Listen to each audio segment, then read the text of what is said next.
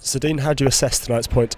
Well, it's 2 points lost, and that's down to our first half performance, which was outstanding. We caused them no end of problems. Our final ball at times was a little bit sloppy, but we've had big chances, and you've got to take them big chances in the Championship, and should have gone in more than one goal up. And if we did that, I think it would have been game over. I couldn't see a way back. But you have to credit them. They've changed their shape and they've gone a bit more direct, and it was effective for them. They've put the ball down the sides and got crosses in the box, and a few hairy moments when it was bouncing around our box. But on the whole, Daniel's not been called into a lot of action apart from punching a lot of crosses, and unfortunately it was from one of them crosses that we conceded. Was the change in momentum second half, was that more a result of Ipswich doing something or Brentford not doing something they've been doing in the first half? I think it's a little bit of both. They changed their system. We'd put an awful lot of energy into that first half to be as dominant as we were. And it was two contrasting styles really. They've put the ball in our box a hell of a lot, and we passed it through, made some good breakthroughs, and should have taken our chances really. And I think that summed the game up for me. So Neil got his customary goal. It seems like, could he have had a penalty early on? I thought so. I mean, I've not seen it back, but he's been cautioned for, which is basically the official calling him a cheat for simulation.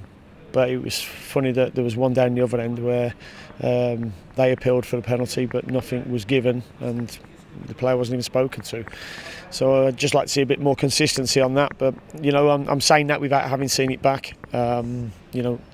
I see no reason why Neil would have gone down. He was one-on-one with the goalkeeper.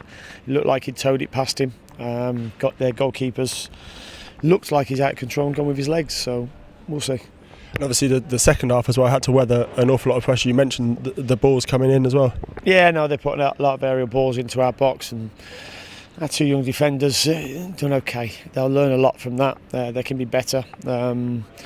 And they've done okay, the two centre halves, but we didn't pass the ball as well second half. We didn't find our spare player as much as we should have done, but we still worked 3 or 4 good chances in the second half as well.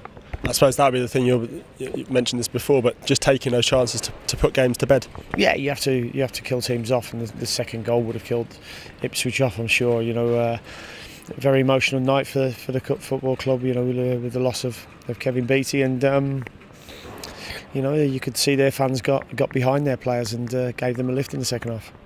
Is it a measure of how far the club is coming that there seems to be so much disappointment just taking a point from an away trip like this?